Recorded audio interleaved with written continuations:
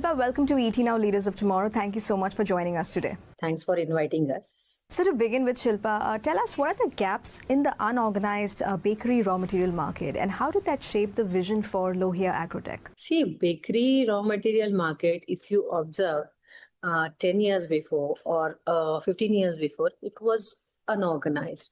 People used to roam around in the local markets. Like in Hyderabad, we have Begum Bazaar. There you have 10 to 15 shops where somebody is selling the only flavor, somebody is selling only tools, somebody is selling only ghee and maida. So when you wanted to buy a raw material as a home baker or as a restaurant or as a bakery owner, I have to roam around 15 to 20 shops. I have to spend my whole day, or not only a day, I have to spend 2 to 3 days, and then only I can procure the material. This was the basic gap in a bakery raw material business.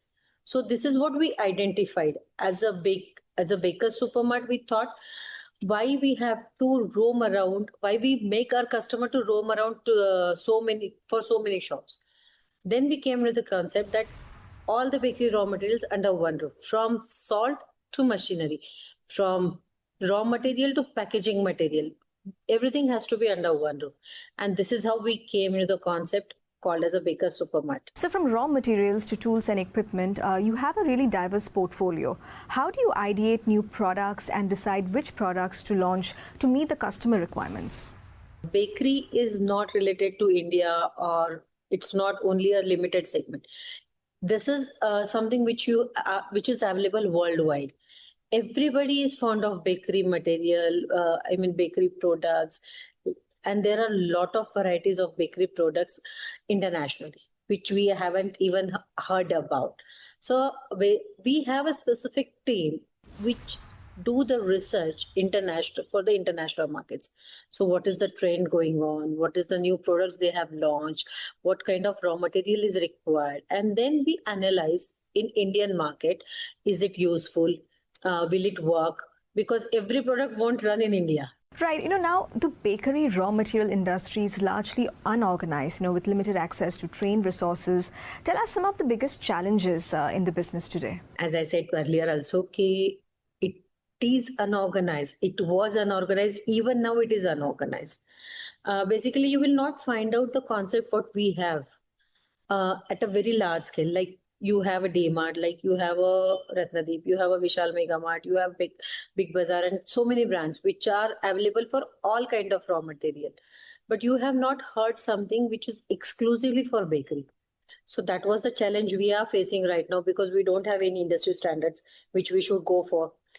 We don't have any trained staff readily available in the market where we can go and just grab them at a higher salary. So major challenge with us is to grab the trained staff, teach them, and hold them. This is the basic problem. I think it is problem in every industry, but in other industry, at least it is available. For us, we have to train them. We have to teach them what exactly is the item we are selling. How important has the inclusion of women and small suppliers been to your supply chain? How do you support them? You are interviewing me itself shows that we are a woman entrepreneur organization. I am being associated with the company from last 8 years, and I can say proudly that being Indian population 50% and more, we have around 45% women's employment in our organization. It was 30%, then 40%, and now we are proudly at 45%. We are trying to help them. We are trying to make them independent rather than educate. I can say we are trying to make them independent so that they should feel proud. Modi ji also says, Make India. We are also proudly believe in Make India. We have 10 to 11 branches pan India, as I said. So for any new supplier, we have a super platform for them because we have a ready-based customer. So they wanted to launch their product. They can easily approach us. We can give them a place. We can give them a good visibility for the customers. We are trying to educate our customer with the new products because sometimes just brand doesn't matter. Your quality matters a lot. Shilpa, having a great partner is crucial in every entrepreneur's journey. Tell us, how has your association with IDFC First Bank supported your business operations and growth plans? It's a very interesting story. They came into the picture. They visited us. It was new for them because this kind of industry they also haven't seen. They don't have any parameters to compare our results and all. But they believed on us. And they're like, your growth story has good. So definitely we wanted to go ahead with you. And my first problem has got solved. That is the financial guarantee they have given me. Then they are continuously in support with us. They are giving us, whenever we require, they are ready to fund us. They are giving a good competitive rate of interest to us. And that is, anyways, what do you say that money saved is money earned. So that is how we are really blessed with IDFC, that we are able to save our money in terms of interest, in terms of any other cost, and we are growing because of them. Now, with new branches opening and a growing pan-India presence, how do you balance rapid expansion with maintaining product quality and efficiency? We are just dealing as a distributor, as a wholesaler, as an importer. So basically, we are like a mediator for the companies and a customer. Customer may be a wholesaler, customer may be a retailer. So we are just a mediator for them. So expansion of branches is like we are trying to cater all India. We are trying to help the customers in the name of Baker Supermart. They can trust this company is giving a good brands. And brands are also believing us because we are giving them a ready customer. So compromising on the quality is not an issue because we are not manufacturing anything directly. But definitely, we are making sure that the trust of the customer has to be continued with the good brands what we are dealing with and giving them a good services.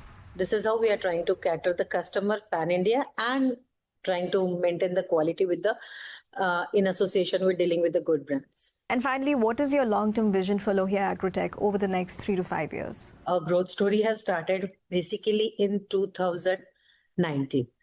We were on the first one branch with around a turnover of 25 to 30 crores. In 2025, we are at around 11 branches with a turnover of around 250 crores. So 10 times anyways we have grown. And basically we have a target of around 25 to 30 branches pan-India in 2030 is the target. Down the line 5 years, we wanted to go for another 12 to 13 branches and wanted to cross the turnover of around 600 CR plus. That's the basic growth we are looking for. But with the help of the customers and the trust of the companies, I am sure we can grow more and we can be like 100 plus stores in future. Well, thank you so much for your time, Shilpa. This was a good conversation. Thanks a lot for giving us a platform to tell our growth story. It's time for a quick break here. We'll be back shortly. Stay tuned.